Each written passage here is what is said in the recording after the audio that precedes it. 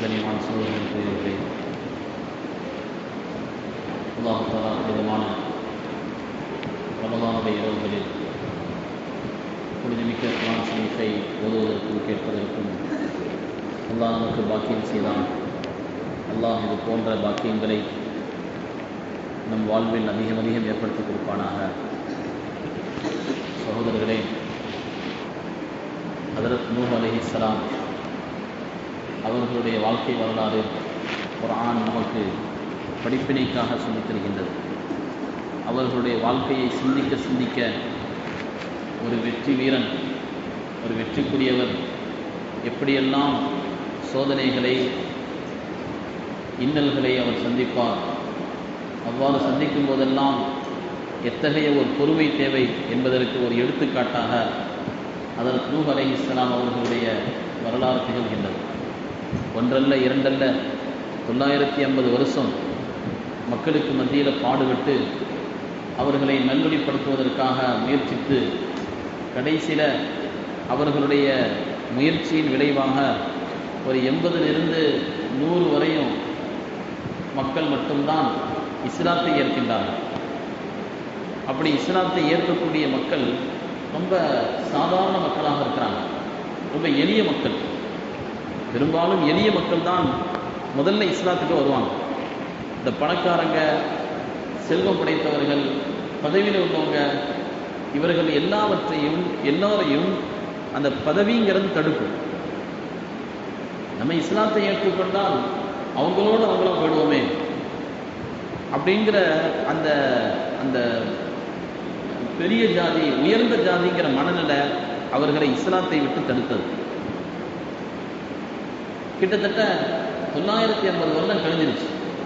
இனி தெரிஞ்சு போச்சு, இனி இவர்கள் கொண்டு எந்த லாபமும் கிடையாது. இவர்கள் இஸ்லாத்தை ஏற்கவும் மாட்டார்கள், ஏற்றவர்களை விடவும் மாட்டார்கள்.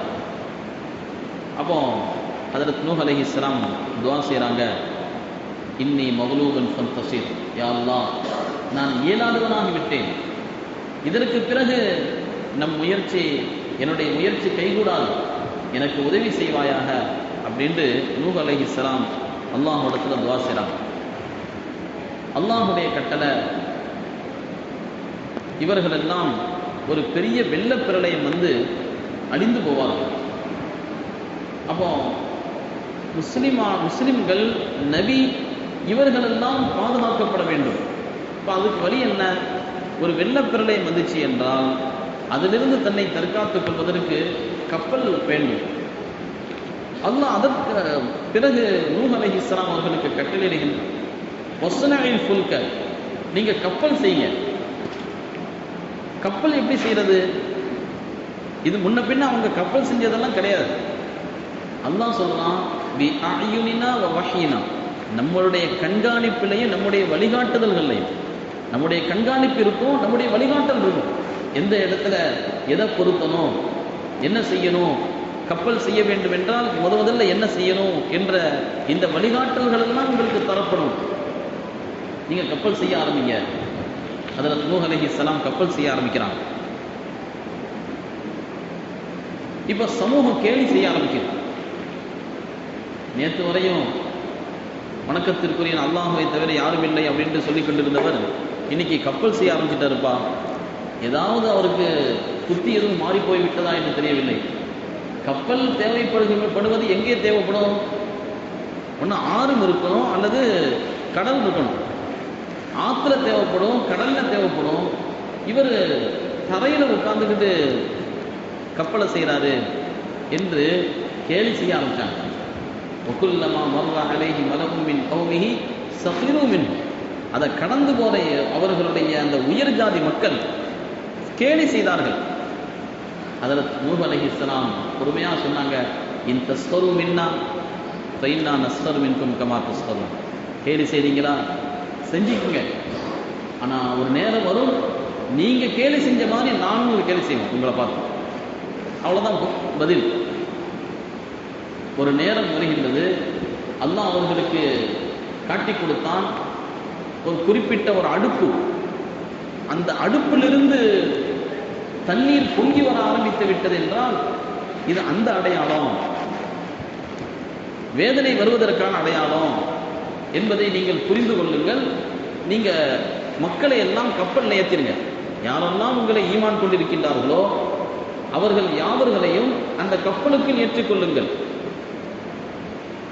வெறும் மனிதர்களை மட்டுமல்ல, ஜீவராசிகளையும் கூட ஒரு ஜோடி ஏற்றிக்குங்க. அப்படின்னா வரக்கூடிய வெள்ளம் என்பது எவ்வளவு பிரம்மாண்டமானதாக இருக்குங்கிறத நம்ம கொஞ்சம் அனுமானித்துக் கொள்ளலாம். அந்த அளவிற்கு ஒரு பெரிய வேதனை வரப்போகின்றது என்று அல்லாஹுடைய தூதருக்கு அல்லாஹ் தெரிவித்துக் கொடுத்தான். அல்லாஹ் கொடுத்தது போலவே ஒரு அடுப்பில் இருந்து நீர் பொங்கி வர ஆரம்பித்தது. வெறும் அடுப்பிலிருந்து மட்டுமல்ல, ஆங்காங்கே இருந்து நீரூற்றுகள் பெருக்கெடுத்து வெளியே வர ஆரம்பித்து விட்டன. மழையும் ஆரம்பிச்சிருச்சு. ஒரு பக்கம் மழை, இன்னொரு பக்கம் கீழே இருந்து தண்ணீர். எப்படி இருக்கும்? மழை கொஞ்சம் கொஞ்சமா கூடுது, தண்ணி கொஞ்சம் கொஞ்சமா கூடிக்கொண்டே வருகின்றது. கப்பல் இப்போ மிதக்க ஆரம்பிக்குது. ஹஜ்ரத் நூஹ் அலைஹிஸ்ஸலாம் தன்னை ஈமான் கொண்டவர்கள் எல்லாம் ஏற்றிக்கிட்டாங்க. வாங்க, இது அல்லாஹ் சொன்னது, அந்த வேதனை தான் இது, எல்லோரும் இந்த கப்பலுக்குள் ஏறுங்கள் என்று தன்னை ஈமான் கொண்ட எல்லாத்தையும் ஏற்றிக்கிட்டாங்க. அந்த மாதிரி ஜீவராசிகள்லையும் ஆடு, மாடு, கோழி, இந்த மாதிரி என்னென்ன ஜீவராசிகள் தேவைப்படுதோ அந்த ஜீவராசிகள்லையும் ஒரு ஜோடியை அந்த கப்பலுக்குள் ஏற்றி கொண்டார்கள். கப்பல் மிதக்க ஆரம்பிக்கின்றது. தன்னுடைய மகனை பார்க்குறாங்க. அந்த நேரத்தில் எப்படி இருக்கும்? ஒரு தந்தை 950 வருஷம் பாடுபட்டு எப்படியாவது மக்கள் தன்னை தற்காத்துக் கொள்ள மாட்டார்களா, இறை வேதனையிலிருந்து தன்னை தற்காத்துக் கொள்ள மாட்டார்களா என்று எதிர்பார்க்கக்கூடிய சூழல்ல தான் பெற்றெடுத்த மகன் அந்த ஓரத்தில் நிற்கிறான். மழை பெய்யுது, அப்படி ஓரத்தில் நிற்கிறான். நூஹ் அலைஹிஸ்ஸலாம் சொல்றாங்க, யா புனைய, செல்ல மகனே, இந்த புனையாக்கு அப்படிதான் அது வைக்கணும். ஓ செல்ல மகனே, இருக்கம் மானா, கப்பலுக்கு வாப்பா, கப்பல்ல வந்து ஏறிக்கோ. வலா தகும் மஅல் காஃபிரீன், நல்லா இருப்ப, நீ இந்த காஃபிர் கூட்டத்தோடு சேராதப்பா, நீ அவங்களோடு சேர்ந்து நிற்கிற, அவர்களுடைய சகவாசத்தை விடு, இந்த கப்பல்ல வந்து ஏறிக்கோ. அப்ப அவன் என்ன பதில் சொல்றான்? ஒரு நாளும் இந்த கப்பலுக்கு நான் வரமாட்டேன். ஒரு வாப்பா அன்பா கூப்பிடுறாரு, அந்த வாப்பாவுக்கு அவன் சொல்லக்கூடிய பதில், நான் கப்பலுக்கெல்லாம் வரமாட்டேன், எனக்கு என்ன காப்பாத்திக்கிற எனக்கு தெரியும். சாவி இலா ஜபல் யாசிமினி மினல்மா, மழை பெஞ்சா என்ன, வெள்ளம் வந்தா என்ன, நான் மலைக்கு மேலே ஏறிக்கொள்வேன், எனக்கு மலை ஏற தெரியும். அந்த அளவு மலை வரைக்குமா தண்ணி வரப்போகுது, அதனால என்னை நான் காப்பாற்றிக் கொள்வேன், இந்த கப்பலுக்குள் நான் ஏற மாட்டேன், நீங்களும் தேவையில்லை, உங்க கப்பலும் தேவையில்லை. அப்படிங்கிற பதில் மகனுடைய பதில். நூஹ் அலைஹிஸ்ஸலாம் சொல்றாங்க, லா ஆஸிமல் யௌம மின் அம்ரில்லாஹி இல்லா மா ரஹீம். தம்பி, நீ விளங்காம பேசுற, இன்னைக்கு எங்க போனாலும் யாரும் தப்பிக்க முடியாது. இன்னைக்கு தப்பிக்கிறதாக இருந்தா அல்லாஹ் யாரை காப்பாற்றினாலும் அவன் மட்டும்தான். இது அல்லாஹ்வுடைய வேதனை. இது அல்லாஹ்வுடைய வேதனையிலிருந்து எங்க போடுறது, எங்க ஓடுறது? அல்லாஹ்வுடைய வேதனை வந்தது என்றால் அவனுடைய அதிகாரம் இல்லாத ஒரு இடத்துக்கு போகணும். எந்த இடத்துல அல்லாஹ்வுடைய அதிகாரம் இல்லை. இந்த வானமும் அல்லாஹ்வுடைய அதிகாரத்தின் கீழ், பூமியும் அல்லாஹ்வுடைய அதிகாரத்தின் கீழ். இன்னைக்கு தப்பிக்கிறதாக இருந்தால் அல்லாஹ்வுடைய கருணையை பெற்றவை தவிர யாருமே தப்பிக்க முடியாது. நீ விளங்காம பேசுற என்று இந்த பேசிக்கிட்டே தான் இருந்தாங்க. வஹால பைனஹுமல் மௌத், திடீர்னு ஒரு அலை வந்து எங்கிருந்தோ வந்தது, அவர்களை பிரித்தது. ஃபகான மினல் முகரத்தீன், கண்ணுக்கு முன்னால் அவன் செத்து மிதக்கிறான். ஹஜ்ரத் நூஹ் அலைஹிஸ்ஸலாம் ஒரு பக்கம் கவலை, இன்னொரு பக்கம் களைப்பு, எல்லாத்தையும் தாங்கிக் கொண்டு அந்த கப்பலுக்குள் ஏறிக்கொண்டார்கள். அந்த கப்பல்ல யாரு ஏறிக்கொண்டார்களோ அவர்களை தவிர எல்லாரும் அழிஞ்சிட்டாங்க. அதனாலதான் சொல்லுவாங்க, ஹஜ்ரத் நூஹ் அலைஹிஸ்ஸலாம் அவர்களுக்கு இன்னொரு பேர் என்ன தெரியுமா? ஆதம் சானி, இரண்டாவது ஆதம். அதாவது முதல் ஆதம் ஹஜ்ரத் ஆதம் அலைஹிஸ்ஸலாம், அவர்களிலிருந்து தான் மனித சந்ததிகள் பெருகுச்சு.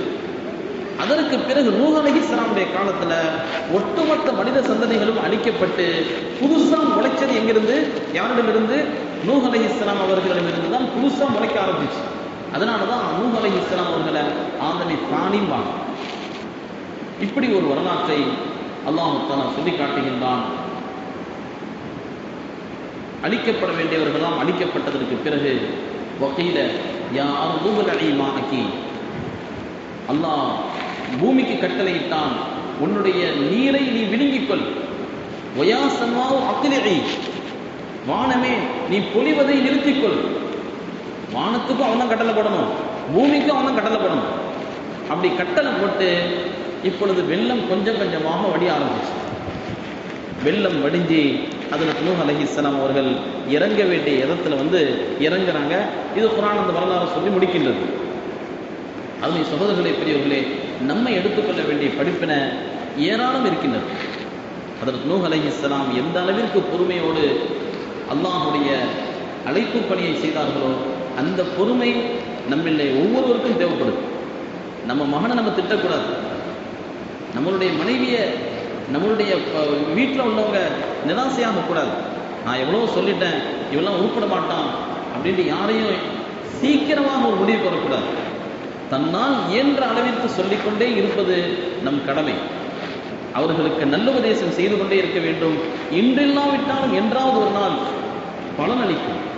அதனால மார்க்கத்தை எத்தி வைக்கிற விஷயத்துல நிராசை அடையக்கூடாது அப்படிங்கிற ஒரு படிப்பினை அதற்கு நூஹ் அலைஹிஸ்ஸலாம் அவர்களுடைய வரலாற்றிலே தெரிகின்றது. இரண்டாவது படிப்பினை என்ன அப்படின்னு சொன்னா, சகவாசம். நல்ல சகவாசம் மனிதனை நல்லவனாகும். தீய சகவாசம் அவன் என்னத்தான் உயர்ந்த குடும்பத்துல பையனாக இருந்தாலும் சரி, அந்த சகவாசம் அவன் கெடுத்துருங்கிறதுக்கு உதாரணம் நூஹ் அலைஹிஸ்ஸலாமுடைய மகன். நூஹ் அலைஹிஸ்ஸலாம் அவனுடைய மகன் தீயவர்களோடு சேர்ந்தான். அவன் இருக்கிறது, போறது, வர்றது, பேசுறது, இது எல்லாம் மோசமானவங்க, நிராகரிப்பாளர்கள். அந்த சகவாசம் அவனை கெடுத்தது, ஈமானை விட்டு அவனை தூரப்படுத்தி விட்டது. மூன்றாவது விஷயம் என்ன அப்படின்னு சொன்னா, சகோதரர்களே, அல்லாஹ்விடத்தில் வம்சத்தை அல்லாஹ்விடத்துல பார்க்க மாட்டான். நீ எந்த வம்சம், நீ நபியுடைய வம்சமா அப்படின்னு அல்லாஹ்விடத்துல வம்சத்தை பார்க்கப்படாது, செயலை பார்க்கப்படும். அதனால நான் நல்ல குடும்பத்தில் வந்தவன், நல்ல குடும்பத்தில் வந்தவங்கிறதுனால வெற்றி அடையுங்கிறது அவசியம் இல்லை. நல்ல குடும்பத்தில் வந்தவங்க எவ்வளவு பேர் நாசம் அடைஞ்சிருக்கிறாங்க. அதுல ஒண்ணுதான் நூஹ் அலைஹிஸ்ஸலாமுடைய மகன். முந்தானேத்து சொல்லப்பட்ட அதற்கு ஆதம் அலைஹிஸ்ஸலாமுடைய 2 மகன்கள், 2 பேருமே நபியுடைய பிள்ளைங்க. ஒரு பையன் நல்ல பையன், இன்னொரு பையன் மோசமானவன். அவ சந்ததிகளை வச்சு, வம்சத்தை வச்சு என்ன செய்யக்கூடாது, யாரும் ஏமாந்து போகக்கூடாது. நாங்கள்லாம் ஆலிம்களுடைய பரம்பரை, நாங்கள்லாம் உயர்ந்த பரம்பரை, நாங்கள்லாம் உயர்ந்த குடும்பம், எங்கள் குடும்பம்லாம் அப்படி வாழ்ந்தவங்க என்று குடும்பத்தை சொல்லி, வம்சத்தை சொல்லி தன்னுடைய பெருமையை நிலைநாட்ட முடியாது. அதற்கு அல்லாஹ்விடத்துல எந்த மதிப்புமே கிடையாது. அல்லாஹ்விடத்துல செயலுக்கு மதிப்போ அப்படிங்கிற ஒரு உன்னதமான படிப்பினை நூஹ் அலைஹிஸ்ஸலாம் அவர்களுடைய இந்த சம்பவத்தில் நமக்கு கிடைக்கின்றது. ஆக நூஹ் அலைஹிஸ்ஸலாம் அவர்களுடைய வரலாறு நம்முடைய வாழ்க்கையில் எடுத்துக்கொள்ள வேண்டிய மிக முக்கியமான வரலாறாக இருக்கின்றது. வல்ல அல்லாஹ் தஆலா இதை எடுத்துக்கொள்ளக்கூடிய பாக்கியத்தை நசீபாக்குவானாக. ஆமீன். வாஹிர் தஅவானா அல்ஹம்துலில்லாஹ். அலைத்து சௌமஹதி அன் அதாயி ஃபர்து ரமலான